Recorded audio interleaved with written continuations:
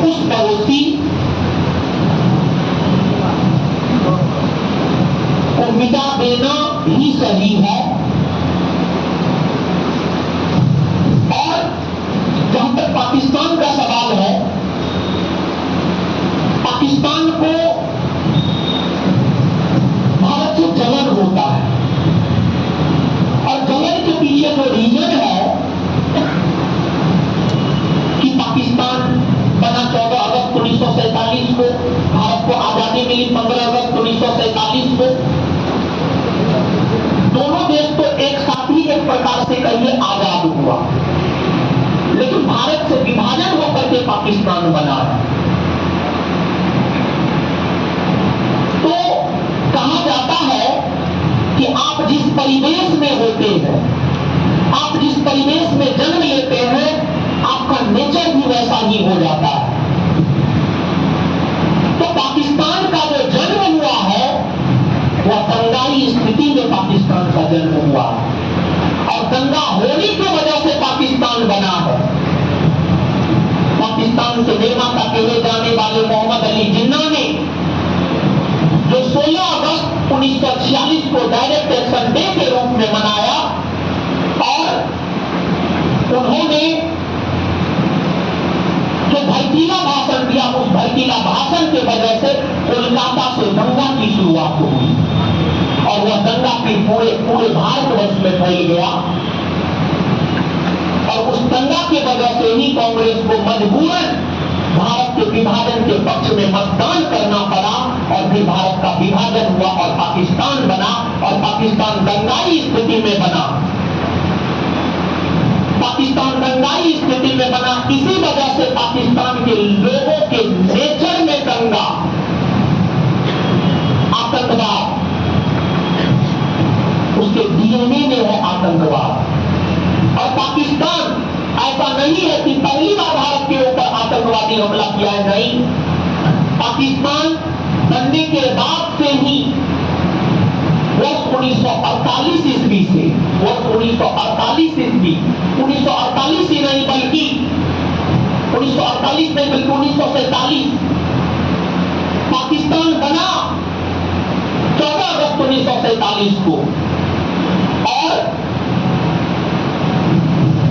अक्टूबर 1947 में ही पाकिस्तान ने जम्मू कश्मीर पर पहली बार आक्रमण किया। पाकिस्तान बनने के बाद पाकिस्तान ने जम्मू कश्मीर पर पहली बार आक्रमण अक्टूबर 1947 में किया। मतलब जिस परिवेश में उसका जन्म हुआ, उस नेचर के होने की वजह से चंद महीने नहीं गुजरे कि पाकिस्तान जम्मू कश्मीर पर आक्रमण कर दिया। पाकिस्तान जम्मू कश्मीर को हथियाना चाहता था, जबकि पाकिस्तान के राजा उस समय, जबकि जम्मू कश्मीर के राजा, जम्मू कश्मीर एक बॉर्डर स्टेट था जो भारत और पाकिस्तान दोनों के साथ सीमा बनाता था। यहाँ पर अगर आप मानचित्र का प्रयोग करके देखें तो ये आपको जम्मू कश्मीर का इलाका है। जम्मू कश्मीर पाकिस्तान के साथ भी सीमा साझा कर रहा है। जम्मू कश्मीर बॉर्डर स्टेट था। जम्मू कश्मीर में हरि सिंह का शासन था। हरि सिंह चाहता था ना जम्मू कश्मीर को पाकिस्तान में मिले ना भारत में। लेकिन जब पाकिस्तानियों ने जम्मू कश्मीर पर आक्रमण किया तो हरि सिंह पंडित नेहरू के साथ समझौता करते हुए जम्मू कश्मीर को पाकिस्तान में मिला दिया। जम्मू कश्मीर को भारत में मिला दिया, जम्मू कश्मीर को भारत में मिला दिया, जम्मू कश्मीर को भारत में मिलाने की घोषणा को लेकर मिलन पत्र पर हस्ताक्षर राजा हरि सिंह ने किया। इस प्रकार जम्मू कश्मीर भारत का अंग बन गया।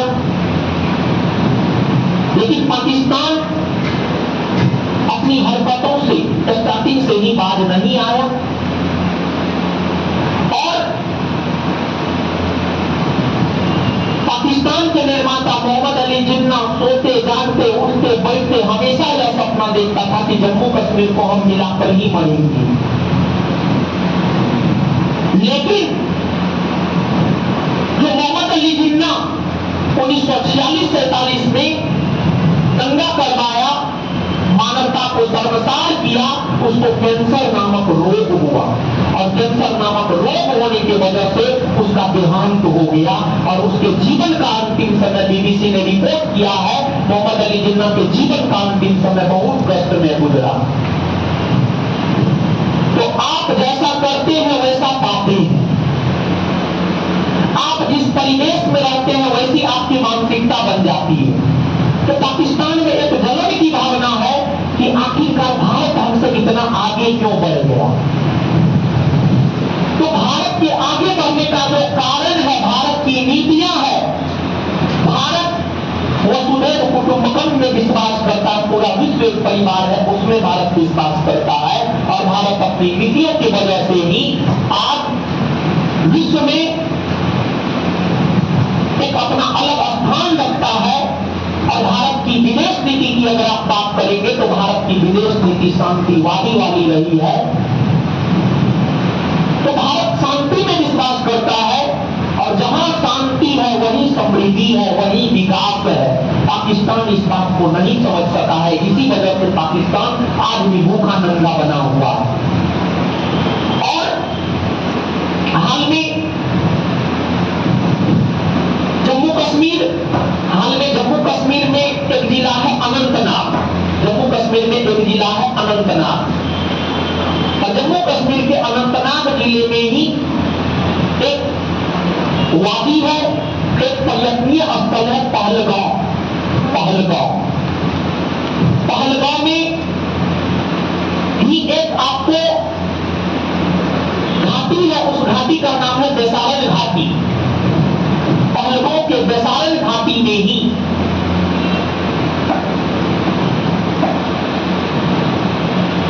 TRF नाम की एक आतंकवादी संस्था है जिसका उदय 2019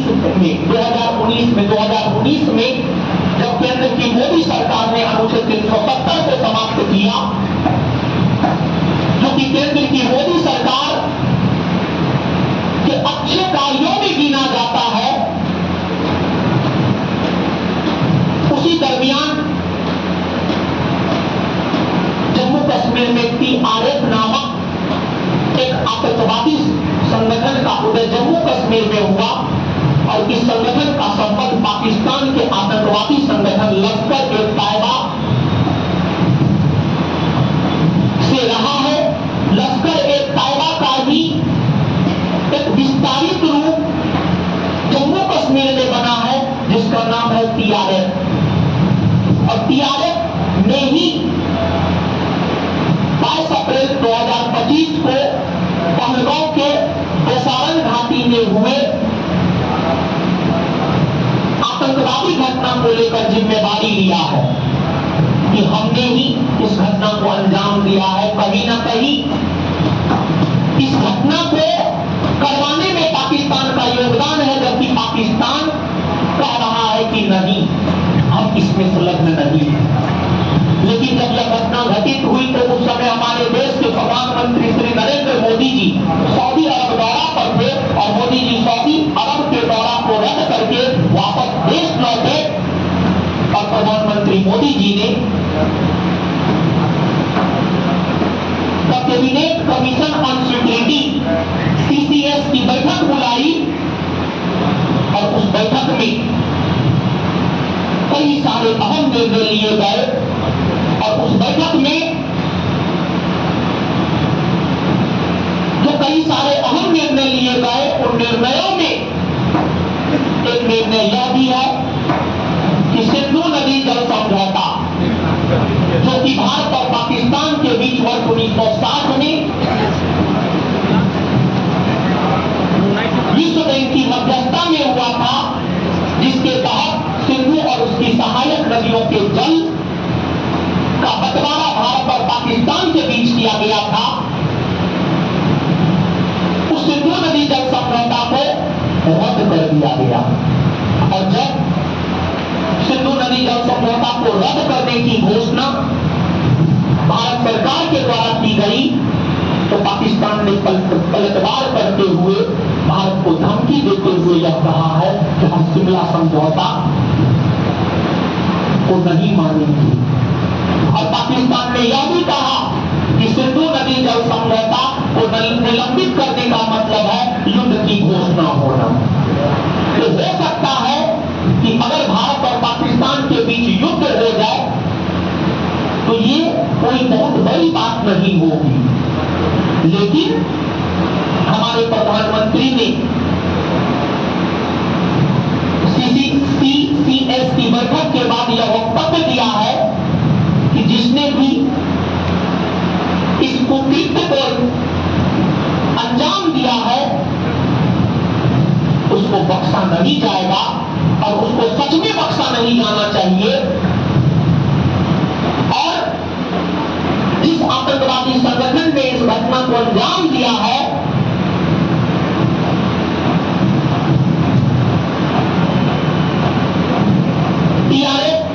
टीआरएफ के जो सदस्य जिसने इस घटना को अंजाम दिया है ये पहलवों की वादियों में सैर कर रहे पर्यटकों से कुछ प्रश्न पूछा।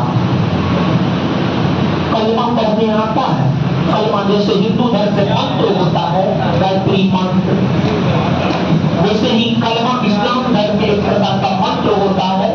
कलमा पढ़ने को कहा गया और यह तक कलमा नहीं पढ़ा उसको गोली मार दिया।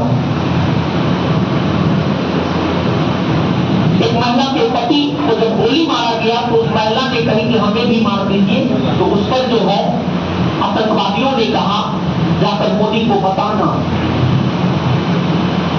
कि हम मारे हैं। और इतना ही नहीं बल्कि धर्म पूछा गया, धर्म किस धर्म के आप हैं, और धर्म पूछ करके मारा गया। और यहां पर मेरा मानना है कि हिंदू मुसलमान कोई धर्म नहीं है, बल्कि सबसे बड़ा धर्म है मानवता का धर्म। और आप सभी लोग जानते हैं कि डॉक्टर APJ अब्दुल कलाम जो कि भारत के पूर्व राष्ट्रपति भी रहे हैं, उन्होंने कहा है कि मुसलमान पैदाइशी आतंकवादी नहीं होता है, बल्कि मुसलमानों को जो मदरसा में कुरान पढ़ाया जाता है जिसमें अर्थ का अनर्थ बताया जाता है, उसी वजह से मुसलमान आतंकवादी बनते हैं। और मदरसों में यह पढ़ाया जाता है कि हिंदू, सिख, बौद्ध, यहूदी काफिर है, इसको मारो। और डॉक्टर APJ अब्दुल कलाम ने यह भी कहा है कि इन मदरसों को बंद कर दिया जाना चाहिए। तो ठीक है, मदरसा है, लेकिन उसमें अच्छी शिक्षा दी जानी चाहिए। अगर हमारी माने तो मदरसों को या हिंदू धर्म से संबंधित या सिख धर्म से संबंधित सभी विद्यालयों को बंद कर दिया जाना चाहिए। और जिस प्रकार से केंद्र की मोदी सरकार वन नेशन वन इलेक्शन की बात कर रही है, उसी प्रकार से केंद्र की मोदी सरकार को वन नेशन वन एजुकेशन की बात करना चाहिए। और देश में बात भी नहीं करनी चाहिए, बल्कि इसे लागू भी करनी चाहिए। हिंदू हो, मुसलमान हो, सिख हो, सबको एक प्रकार का शिक्षा दिया जाना चाहिए। और पहलगाम में जो घटना हुई है यह प्रशासनिक तंत्र का फेल्योर भी है। कहीं न कहीं यह घटना हमारे प्रशासनिक तंत्र की नाकामियों को भी दर्शाता है। तो इस पर भी हमारे देश के सुरक्षा एजेंसियों को जो है विचार करना चाहिए। और एक कहावत है, भय का बेदी लंका डाले। अगर विभीषण रावण के खिलाफ में नहीं जाते तो भगवान राम रावण की हत्या नहीं कर पाते। तो पहलगाम में जो घटना हुआ है, समाचार एजेंसी ने इस घटना को लेकर के यह कहा है कि इस घटना में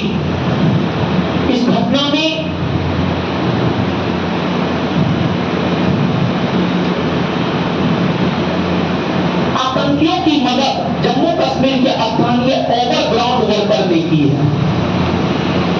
समाचार एजेंसी यह बतलाता है कि पहलगाम में जो घटना हुई है जिसमें निर्दोष लोग मारे गए हैं, और अलग अलग समाचार एजेंसी कोई 26 की मौत की बात करता है, कोई 27, कोई 28, लेकिन सरकार ने अभी तक कोई पुष्टि नहीं किया है। कुछ लोग घायल भी हैं और उन पर्यटकों में विदेशी पर्यटक भी थे।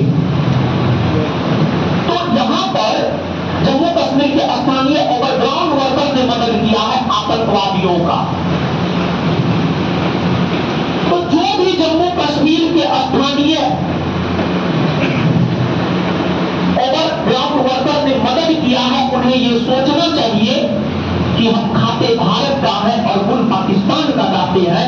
इससे बेहतर है कि उन्हें पाकिस्तान चला जाना चाहिए, उन्हें भारत में रहने का कोई अधिकार नहीं। और जो भी आतंकवादियों को मदद किया है उनके पूर्वजों के सामने दो ऑप्शन था कि वो भारत में रहे या वो पाकिस्तान में रहे, लेकिन उनके पूर्वजों ने भारत में रहना स्वीकार किया, क्योंकि भारत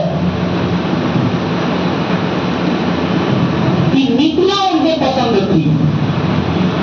जब उनके पूर्वज ने भारत को स्वीकारा तो उन्हें भी भारत को स्वीकार करना चाहिए और उन्हें इस प्रकार का काम नहीं करना चाहिए।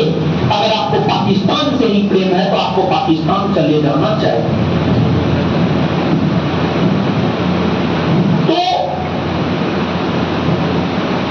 इस देश को, भारत देश को हम भारतीयों ने खून से सींचा है, तब जाकर आज भारत की गिनती विश्व के शक्तिशाली देशों में होती है। लेकिन पाकिस्तान भारत से जलते रह गया और जलते जलते भूखा नंगा की स्थिति में आ गया। आज आटा के लिए पाकिस्तान के लोग तरसते हैं, उनको कोई ऋण नहीं देता, कोई अंतर्राष्ट्रीय संगठन उनको ऋण नहीं देता है। ये घटना कहीं ना कहीं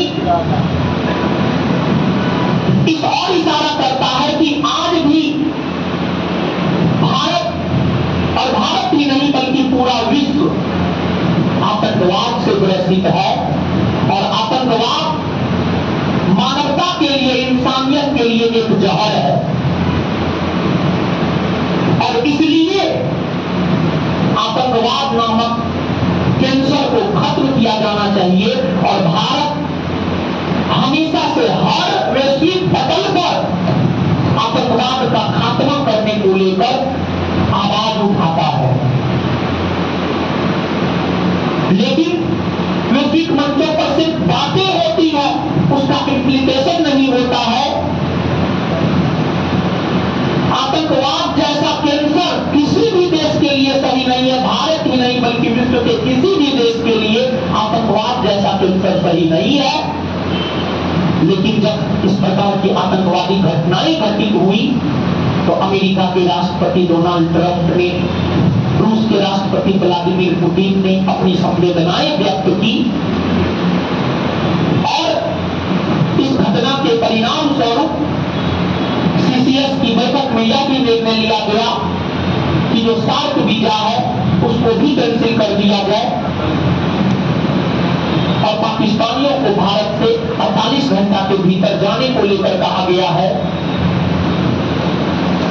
और पाकिस्तान को याद रखना चाहिए कि जो सिंधु और उसकी सहायक नदी है, सिंधु और उसकी सहायक नदी को अगर आप देखें, यहाँ पर मानचित्र पर अगर हम आपको दिखाएं तो सिंधु और उसकी जो सहायक नदी है, सिंधु नदी का जहां तक सवाल है, तिब्बत के मानसरोवर झील के बोखरचू हिमनद से निकलती है और भारत के लद्दाख में बहती हुई पाकिस्तान में जाती है। और सिंधु नदी की वजह से ही पाकिस्तान में हरियाली देखने को मिलती है और सिंधु नदी को पाकिस्तान की जीवन रेखा कहा जाता है। लेकिन अगर भारत सिंधु नदी के जल को रोक ले, भारत से होकर सिंधु नदी जाती है, अगर भारत सिंधु नदी के जल को रोक ले, त्राहिमाम मच जाएगा। और सिंधु की अन्य जो भी सहायक नदी है, चाहे झेलम हो, चिनाब हो, रावी हो, ब्यास हो, सतलज हो, झेलम, चिनाब, रावी, ब्यास, इन सभी नदियों का उद्गम तो भारत ही है। अगर भारत सिंधु और उसकी सहायक नदियों के जल को रोक ले तो पाकिस्तान बिना पानी का ही विश्व मानचित्र से खत्म हो जाएगा। और जिस प्रकार से आतंकवादी क्रियाकलाप को पाकिस्तान बढ़ावा दे रहा है, यह परिस्थिति तो यही कह रहा है कि सिंधु और उसकी नदियों के जल को बांध बनाकर भारत रोक ले और उसे पानी एकदम से नहीं जाने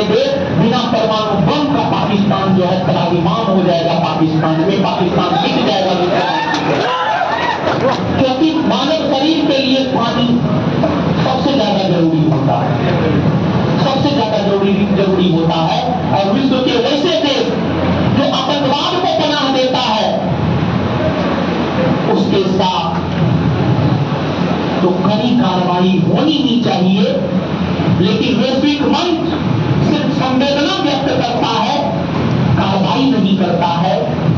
और आज यूएनओ भी, यूनाइटेड नेशन ऑर्गेनाइजेशन भी सवालों के कटघरे में खड़ा है।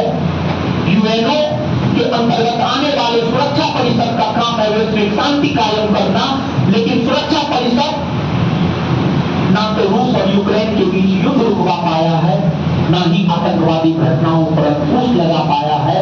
तो कहीं ना कहीं अब समय आ गया है कि यूएनओ को भी विचार करना चाहिए और भारत को भी सख्त से सख्त कदम उठाना चाहिए। और हमारे गृह मंत्री घटना के बाद घटनास्थल पर पहुंचे, अच्छी पहल है ये, लेकिन अगर हम घटना होने से पहले सतर्क होते तो आज 28 लाश नहीं गिरता भारत में। हमारे देश के पूर्व प्रधानमंत्री अटल बिहारी वाजपेयी, जो कि बीजेपी से ही थे, अटल बिहारी वाजपेयी ने कारगिल युद्ध के दौरान कहा था, अगर हम सामान्य दिनों में पसीना बहाएंगे तो हमें खून नहीं बहाना पड़ेगा।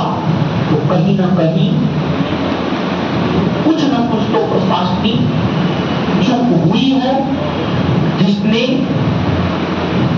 इस घटना को होने दिया और इस घटना का व्यापक प्रभाव पड़ने वाला है। जम्मू कश्मीर, जिसे कि भारत का स्वर्ग कहा जाता है, जम्मू कश्मीर में आमदनी का एक प्रमुख स्रोत है पर्यटन। लोग जम्मू कश्मीर घूमने जाते हैं। जम्मू कश्मीर के लोगों को भी सोचने का ये समय है, उनकी आमदनी का सबसे प्रमुख स्रोत है पर्यटन। जिस प्रकार की घटनाएं घटित हुई है, पर्यटकों के साथ ये घटनाएं घटित हुई है, यह घटना कहीं ना कहीं जम्मू कश्मीर पर्यटन को हानि जरूर पहुंचाएगा। तो जम्मू कश्मीर में रहने वाले सभी लोगों को इस पर निश्चित तौर पर विचार करनी चाहिए, नहीं तो यह जम्मू कश्मीर की अर्थव्यवस्था के लिए ही घातक सिद्ध होगा। भारत सरकार से तो हम यही चाहेंगे, सख्त से सख्त कार्रवाई करें, और होनी चाहिए या नहीं होनी चाहिए। हिंदू मुसलमान कुछ नहीं, सबसे बड़ा धर्म है मानवता का धर्म। और हम लास्टली यह बात कहना चाहते हैं, कोई धर्म गलत नहीं सिखाता है। कभी गीता, बाइबिल, कुरान कभी गलत नहीं सिखाता है, लेकिन उसके जो व्याख्या करता है वो उसका गलत अर्थ बतलाता है, जिस वजह से लोगों का माइंड एक अलग दिशा में चला जाता है। और मुसलमानों को यह लगता है कि हिंदू काफिर है, सिख काफिर है। कोई काफिर नहीं है। तो ऐसा कार्य नहीं होना चाहिए, जो घटना घटित हुआ है वो नहीं होना चाहिए। होना चाहिए